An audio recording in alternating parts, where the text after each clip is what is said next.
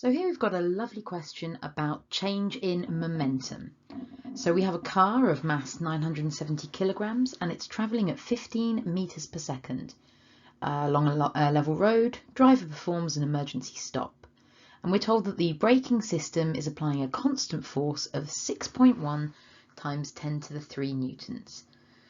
We're assuming that is a constant braking force, and the first question is just to find out the change in momentum.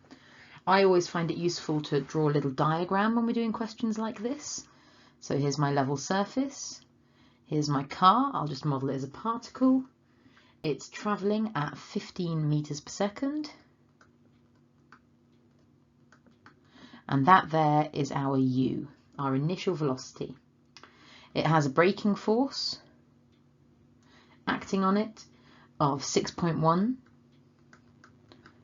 times 10 to the 3 newtons, and we're told that its mass is 970 kilograms. So the change in momentum is just mv, final velocity, minus mu, initial velocity, times the masses. So that is equal to 970 times the final velocity, which is in this case here going to be 0, minus our initial velocity times that 970. And so our answer is going to be minus 14550.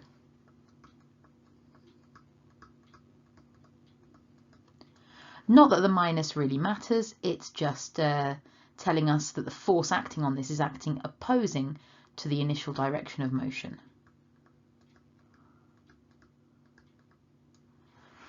Then it wants us to calculate the distance the car moves in coming to a halt during the emergency stop. Now this is worth 4 marks, so we know there's going to be a few bits into it. If we're trying to work out a distance, then we're going to have to use a Suvat equation. And our Suvat equations that we have, well, let's write down what we have in terms of our figures first. We know that u is 15 meters per second, v is 0. We know that s is what we are looking for. We don't know a t, and we don't know an a. That's the one that we're looking for. So we know we're going to have to work out either t or a in order to be able to calculate the rest of this equation to find s. So in order to find t, I can say, well, the force is equal to the change in momentum over time. Okay, I already know that my change in momentum is here. This is what I calculated in the first part. And I know that my force is my constant braking force, which is given to us here. So I can rearrange this to get that my t is equal to my change in momentum over my force, which is equal to 14550 over 6.1 times 10 to the 3. And that gives me a time over which I'm braking of 2.39 seconds.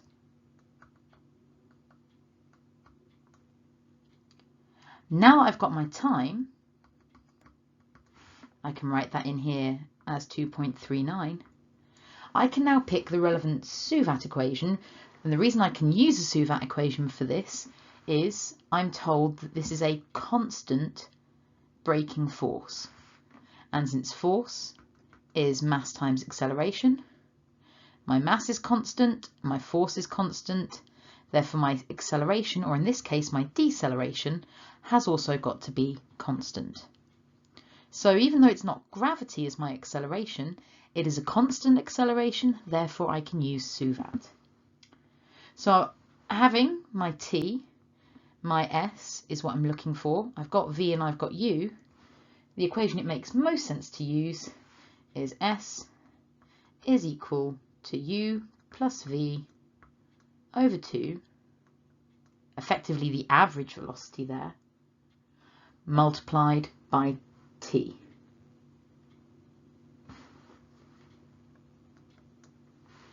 I can plug my numbers in. That is equal to 15 over 2 times T, which is 2.39, which gives me an answer of 17.9. So 17.9 meters is my answer to part 2. I could also use F equals ma, rearrange that to get that A is equal to F over m. I've got the mass of my car, I've got the force of deceleration. That would then give me this A, and then I could pick a Suvat equation that has the acceleration, or in this case, deceleration in. Then the next part of the question. So this is a wordy explain question, and it's worth 3 marks. Now, whenever we have wordy explain questions, we always need to make sure that we're bringing it back to the science and, where possible, an equation, or at least a wordy version of an equation.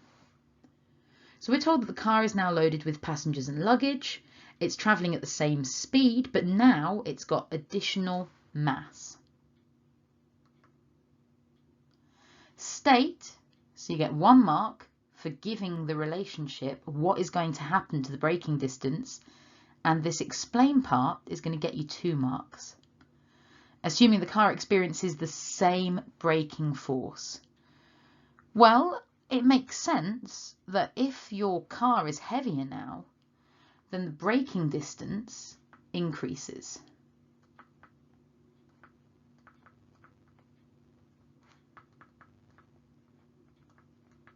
I mean, that just makes sense. But then we need to think about why that is the case. The braking distance increasing means it's taking longer to stop.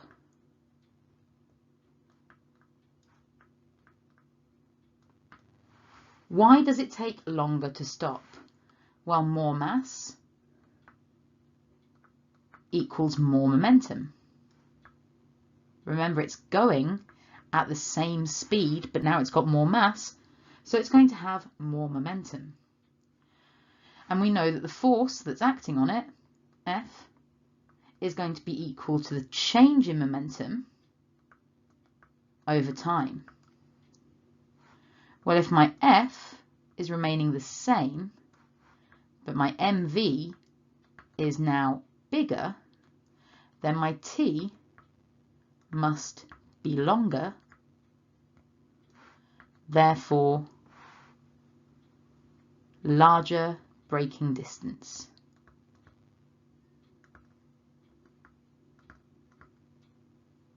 So by bringing it in to the equation, by bringing it into the physics, I'm making sure that I get all 3 of these marks for this state and explain question.